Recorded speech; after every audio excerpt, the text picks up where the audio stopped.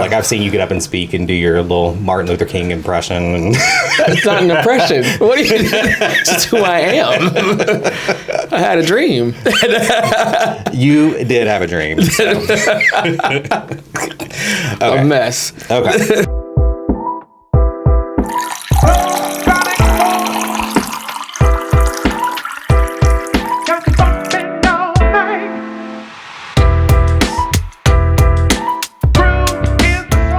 Spotlighting David McRae, an engineering associate at Wells Fargo and a valued member of our chamber. So let's welcome David McRae to Sweet Tea and Economy. David, thank you so much for being here. The reason I have you here is because this podcast is very much in order to tell authentic stories about people that are right here in our own community, people that can share valuable insights into what they've done professionally, and carry that on. Because a lot of times, I mean, I remember you even getting into Perscolas, a lot of it was like people you know, and it makes it more real instead of just seeing somebody in a commercial or something like that. Right. So this is very much people know you, and we want to tell your story, and we're really proud of you. So want to dive in. So your early career. Well, now you're an engineering associate at Wells Fargo. What does that mean?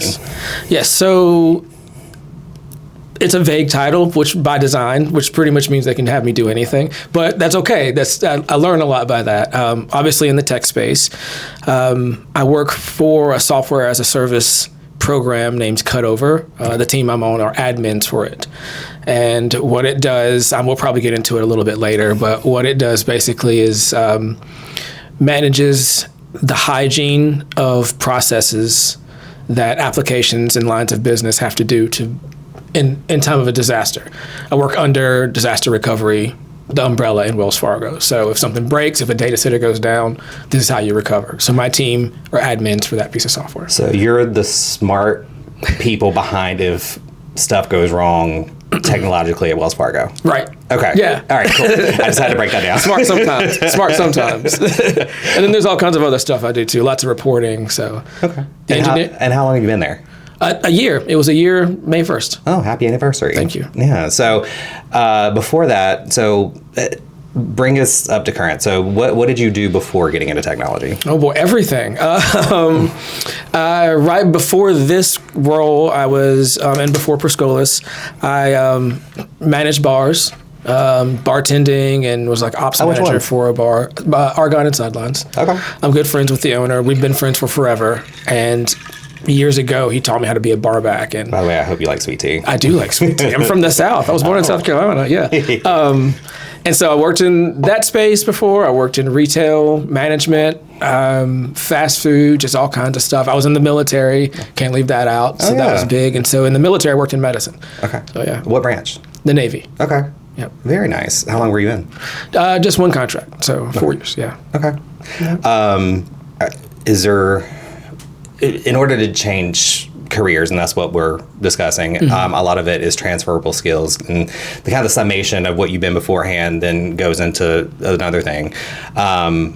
Was there any transferable skills that you picked up from being in retail or being in medicine or bar managing? Right. What did you pick up that was translating into what you did now? There's all kinds of little things that transfer, like little technical skills, stuff like that. But the major ones were always the people skills. Learning how to manage and be led, learning how to relate and be relatable, learning how to teach and be teachable. All of that served me big time from industry to industry while I was trying to figure my life out. Learning how to ask questions, and listen and not be afraid to.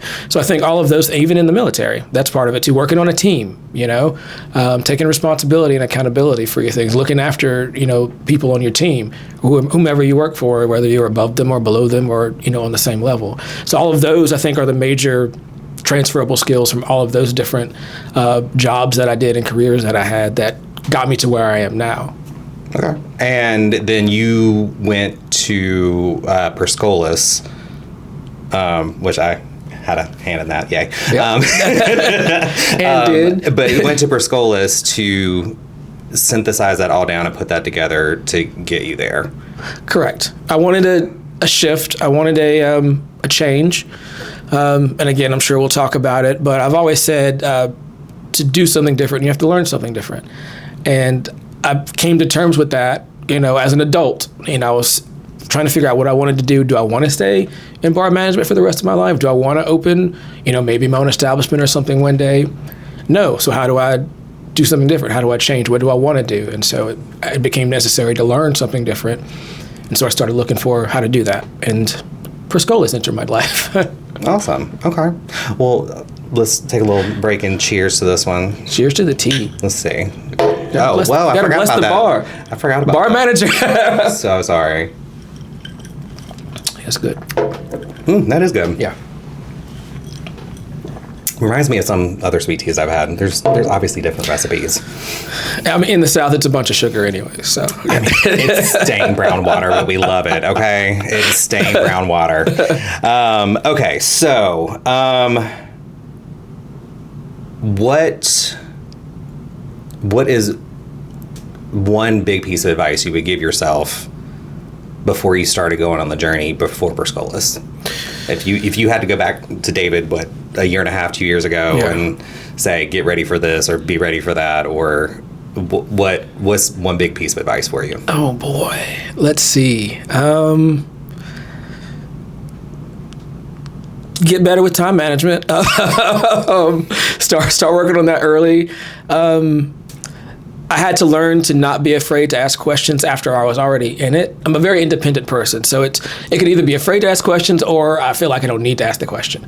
Either way, that's a problem. And so that was something I had to learn in Perscolas. I'm like, no, I got to ask a question. I got to bother my teacher, Cody. I got to email somebody. I've got to figure this out to get through it. And so that's something I had to learn in the middle of it. If I had gone into that journey, with that skill, with that fear already being somewhat removed, I might have been a little bit more comfortable at the beginning. I'm very happy with the process and the entire experience, but yeah, I was a little nervous at the beginning because I was, I like to believe I'm on an island, Is the fear completely gone now? Not completely, no. Okay. But I'm better than I was. How did you conquer that fear? Opening myself up to people, pushing myself to get involved.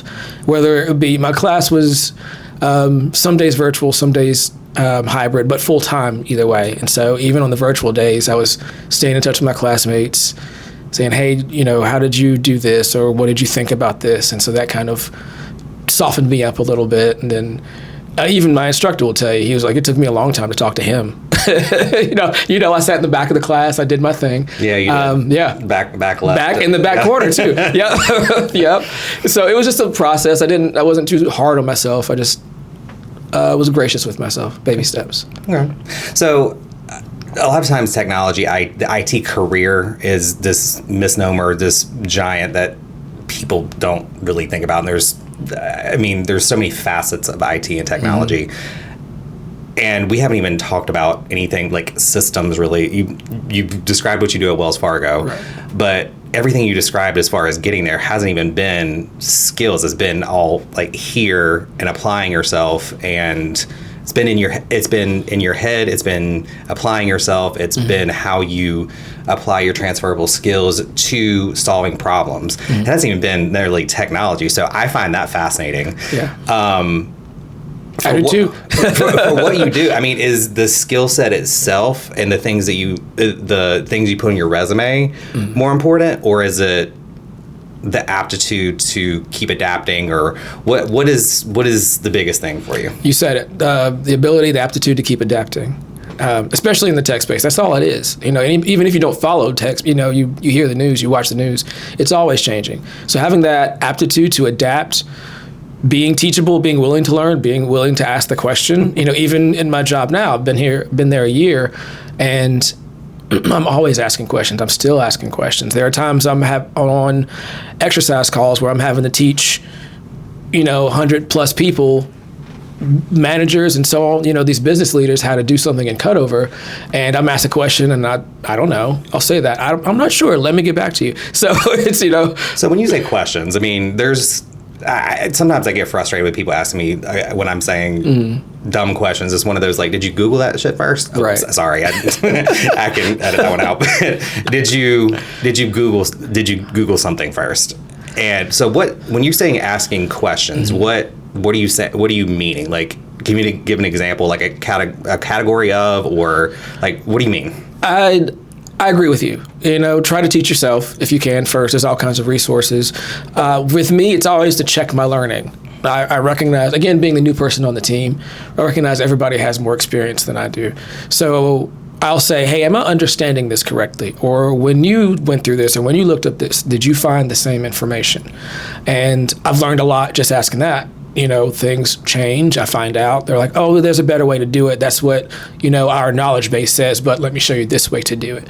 And then you learn a lot more that way too, that you maybe wouldn't have known. So leveraging the people around you, and again, being humble too. Nobody knows everything, as we've said, but yeah, just asking those questions. So it sounds like you found mentorship or mentors, or okay. Are these people at Wells Fargo, or are these people, who are these mentors? Both, inside and outside. But I have to say, I've got to give my team a lot of credit for that. Even my immediate manager is almost more of a college professor than he is a manager. He wants you to learn. In one of our one-on-ones one day, he said, what do you want to do? And I thought he just, meant tech, because he's a technology manager. And he's like, no, like, what do you want to do here? He's like, I can help you get anywhere if you just tell me what you want to do. And I was like, oh my gosh, I've never had a manager ask me that question before. His manager is just down the hallway from me. And even his manager, my 2-up, is very hands-on. He's always checking in on me. Even to this day, he'll come by my desk and be like, how you doing? Or, you know more about Cutover than I do. Let me ask you this. That's like, cool. Yeah. So and then of course my team, the other 3 people on my team are fantastic. I'm always a little bit down on myself. I'm like, I don't know this, or I'm sorry. They're like, stop. Everybody bring something to the table.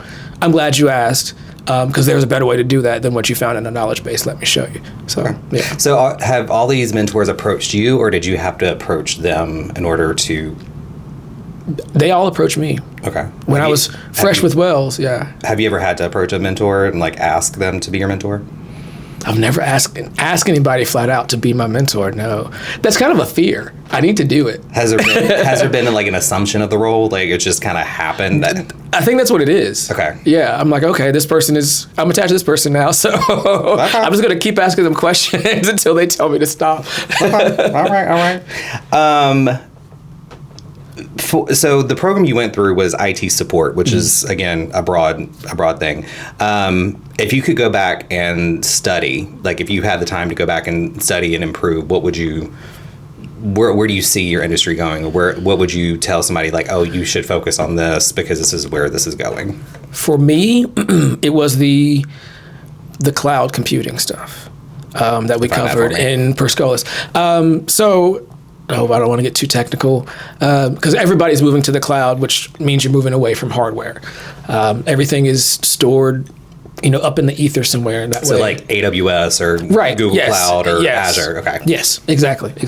And so, you have software as a service, platform as a service, infrastructure as a service, and that is what, as far as especially Wells, anyway, I can only speak for my company. They're moving hard towards the cloud. It was even last year they stopped it, but there was a mandate last year that everybody had to get cloud certified, and then they retracted. They were changing some things, but our CEO in one of our Ask Anything sessions, a virtual session they hold, and you can just watch it recorded, he said, still be working on that. He said, it's not no longer a requirement, it's not a mandate anymore. He said, but you should definitely still be working on that. And so that's huge. It's so funny. Earlier this year, they moved us away from, I'm given a laptop, and they're like, now you have to use Cloud PC. What's Cloud PC? Cloud PC is a virtual machine. Oh, okay. Yeah, it's a virtual machine. So like a VPN, like you exactly. have to log into? Okay. Yeah. And everything works in the cloud. There's, so in case you're anywhere, you can have access to everything. We use OneNote for everything, So everything you're working on, all your projects, all your files, can be accessed from anywhere. And it just makes you a lot more agile as a company and as an employee too. You can do anything anywhere, in case you have to travel or what have you. Okay. You care if I ask you some rapid fire questions? Oh gosh. All right. Yeah. Let's go. Let's see. Apple or Android? Apple. Okay. And that's both phone and computer? Nope. Split. Apple phone, Dell computer. Got it. Whitney and Mariah. Oh, wait, no. No, let's do that one from the 90s. Yeah, Whitney Mariah. Sir Whitney. I feel bad even choosing there. I love them both, but Yeah, no, it's hard. Whitney came to my mind first. So. Let's see. Sports or theater? Sports. What kind? I love volleyball, even though I'm a shorty. So you play? I love volleyball. Do you watch sports? I haven't played volleyball in a long time. I do watch sports. Okay. I'm not good at volleyball. I watch football. And I've always watched the Olympics whenever they're on. I'm big. I follow them. Who's your favorite Olympian? Oh, God. Simone Biles. Okay. Yeah. She's a shorty, too. Yeah. That's what I was like. I do hate that there's a debate in her household who's the better athlete. I'm like, sir, you have never. I don't even think you've made a Pro Bowl, and she has like had so many moves named after her. Like, come on, like this shouldn't even be. She's just tolerating him running his mouth at that point. I think she's just dealing with his ego. That's what it is. Let's see what else. You can ask me a couple rapid fire questions. That's not fair. I don't have anything prepared. You ask me. This was Okay. easy. Yeah. Let's see. Favorite place to go on vacation? San Diego. Oh, well, you probably stationed there, right? I was stationed there, and then I lived there as a civilian, and I would love to be back at some point. Okay. I see myself settling there Okay. at some point. But you're from South Carolina, right? Mm-hmm. Okay. Where from? Dillon, little teeny town. Where's that close to? Dillon it's right after you cross the North Carolina-South Carolina border. A lot of people know the music park south of the border. Okay. Which is on the state line, and the little town attached to that is Dillon. Okay. Little teeny. But nothing. Is it like further out than Fort Mill, obviously, or Rock Hill? Oh God, yeah. Okay. Yeah, it's on the way to the beach. It's like. Oh, okay, understood. A lot of people know it. Also, people who do know it previously knew it because you had to go through it on the way to the beach, and then years and years ago they built a bypass. Okay, so like the 95 corridor, I'm guessing. Yeah. Okay. Somewhere around there. Okay. Okay. Well, Teeny little Dust Bowl town. I'm glad you made it to a bigger city. You know, I've got some extended family still down there, but I don't go there. Into cars at all? American or? I like my car to work. Okay. American or foreign cars? Oh, that's a good question. I like what I like. Oh. Probably both, I guess. Okay. I just like what I like. Yeah. Okay. Favorite person follow right now? Oh. It could be news. It could be favorite person to follow right artists. now. It could be anything. Oh God. Okay, so I do not know the person's name, but I recently found him on Threads, and he's an artist. Okay. And he makes his most beautiful art. I wish I knew his name so I could shout him out. But every day he posts, he's like, I'm going to keep revealing my art, and please repost it until I make it big as an artist. And it's just so heartwarming. I repost every single time, and he's my favorite. I wish I knew. What kind of art is it? It's like paintings. Okay. But it's like it's a muralist? Beautiful. Yeah. No. He's got all kinds of sizes. Yeah. Okay. Well, let me know when you. I will. I will have to look up his name. Yeah. Okay. Back to serious business. Okay. Why should somebody join, or why did you join the LGBT Chamber of Commerce? I've always said I wanted to be a presence, a pillar in my community, not in any kind of egotistical kind of way. I want people to see, even with my background that we just talked about a little bit, and even we didn't even get deep into it, but somebody who comes from Dust Bowl, can be present. You can be a successful queer person, a successful queer person of color, and of course it takes work. It takes, pouring into your community, but you can do it. And I want people to see that. And I feel like the chamber here in Charlotte was the best way to do that. The chamber's treated me well. I've gotten some good mentorship from the chamber, and the people in it. And I love the work that it does. And I just wanted to be a part of that. Love that. So obviously we're always trying to grow our membership. What would you say to someone that might be on the fence about it, or to get them off the fence to say, yes, I want to join the chamber? What would your best sales pitch be, or reason why? Volunteer. There's always volunteer opportunities. Reach out, talk to somebody. That's how everything starts, with a conversation. So if you're not sure, message them and say, hey, this is what I'm thinking about. Tell me what it's about. Knowledge breeds confidence. And so the thing you might be scared of is the very thing that they, put that fear aside just by means of a conversation. So just ask them, how can I get involved? What can I do? Or I'm not sure. Or is it for me? Those questions are going to swirl around in your head forever until you talk to somebody. So start there. Reach out, message them, call them, email, whatever. And just go from there. So show up and be involved. That. Yeah. Yes. Well, yes. Chamber's all about people. I love that. Come through. Love that. Okay. Let's see. I cannot remember all this. I'm making sure that I'm covering everything.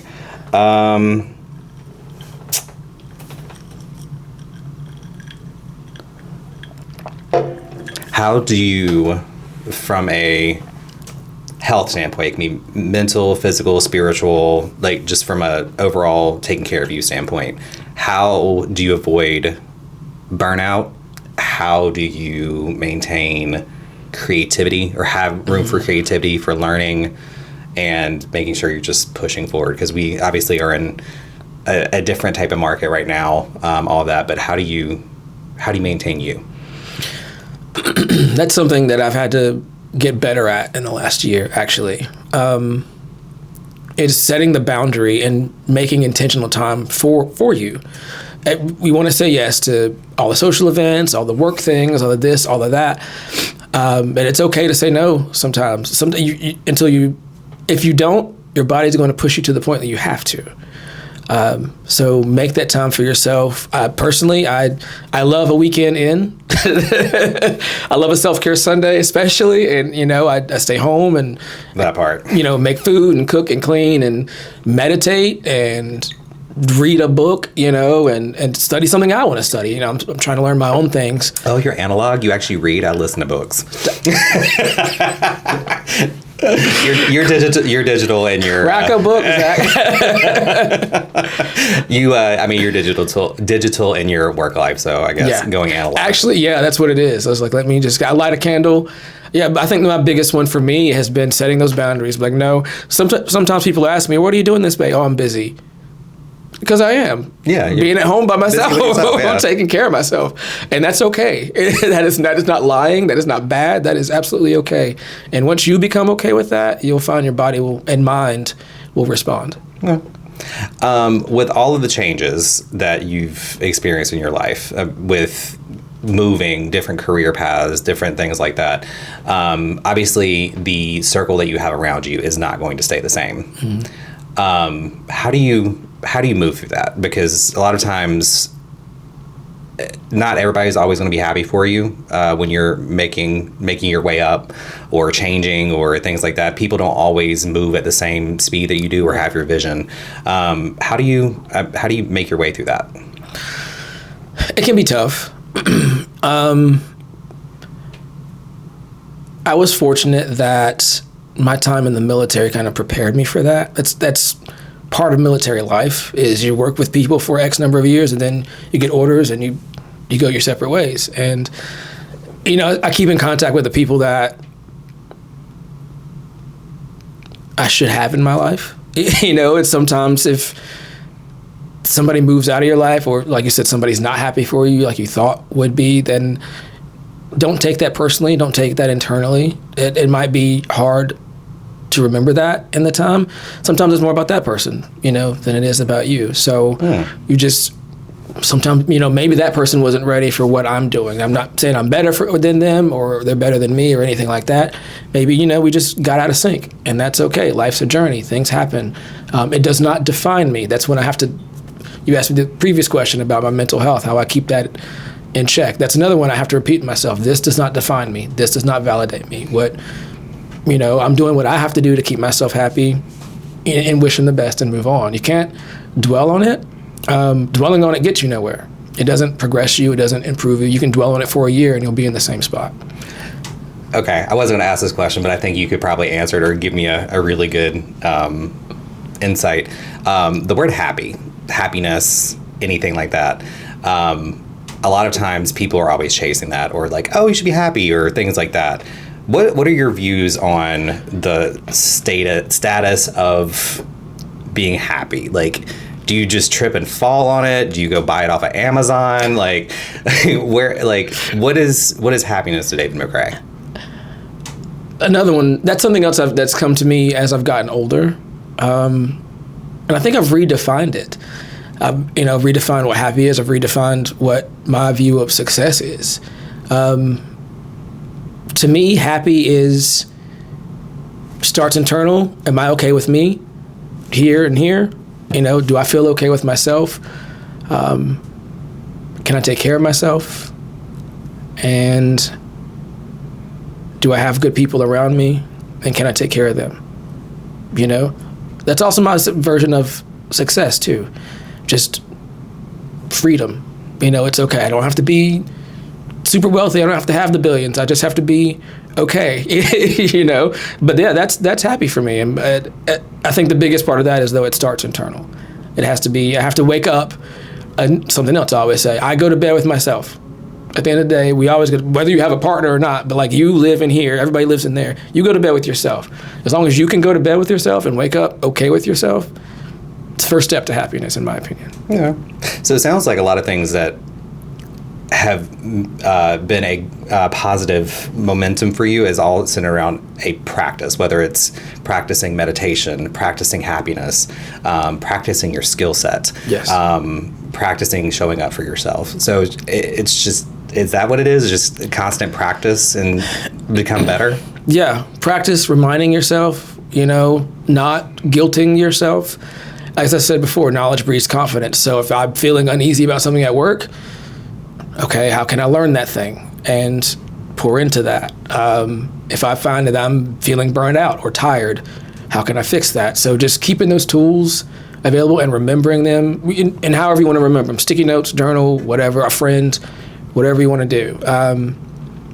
But yeah, I think that's a good way to say it. Yeah, just in practice. Nobody's going to be perfect at it. Nobody ever is. If somebody tells you they're perfect at that, then they're lying to you. They're lying. Okay. So a final question before we wrap this up. Okay. For someone that's listening, there's a lot of times people will bellyache or complain about, oh, I want this or I want that, or I this is what I want to get to. When is the moment, or when would somebody identify, or I don't know exactly how I'm asking this, but when do you know you're ready for the change and can make that change happen? Or do you? For me, I knew I was ready when,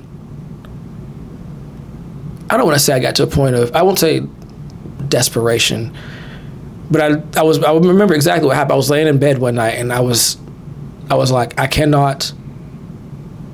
have to do something different.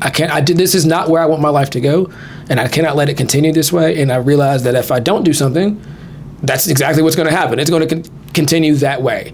And so, it was an immediate thing. I was looking for things. Some of it was serendipitous. I ran into you when I did. But I think that's when I was ready. When I finally decided that I was unsatisfied with where I was and what I was doing and what my future looked like, I did not look forward to it. And so I was like, I have to do something. Well, those are all the questions I have for you. Is there anything else you want to say? Anything you want to ask me before we wrap up? To anybody who's listening and feels like they want to get into, we talked about tech, that's the space I'm in, or is afraid to pull the trigger on learning and what you have to do, do it. As I was saying to Zach earlier, nobody's an island.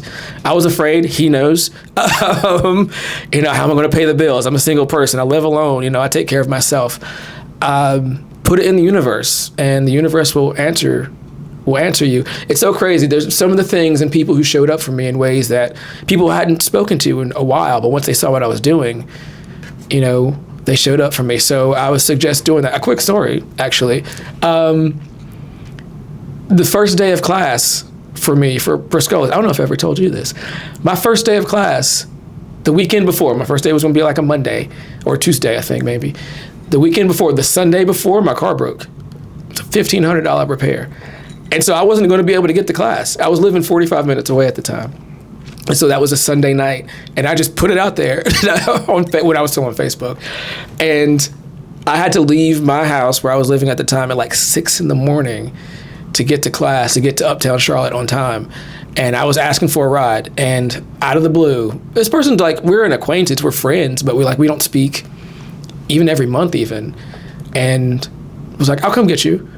I'm like, but you live in Uptown Charlotte, so you're coming from Uptown to Lake Wiley to get me to go back to Uptown, and what time are you waking up to come get me? And he was like, no, I'm fine. You're fine. I'll come get you. So it's just like mind blown. So put it in the universe, put your thinking cap on, leverage the people around you, ask for help. It's scary, but that's what change is. And as I said, to do something different, you have to learn something different. You've got to get uncomfortable. So get out there. Get uncomfortable to get comfortable. Yep. Well, this doesn't even feel like work because I feel like I've been sitting down with a friend that I've known for a while. Yeah. I appreciate you being here. So Thank you. Keep going on and killing it. And I'm so incredibly proud of you. So. Oh, thank you. Thank you. Thanks, Zach. Thanks, Perscolas. Thanks, Wells Fargo. Thanks, Thanks, the Chamber. Wells Fargo. Thanks, the Chamber. Yeah. Okay. Thank you so much for tuning in to this episode of Sweet Tea and Economy, and we'll catch you next time.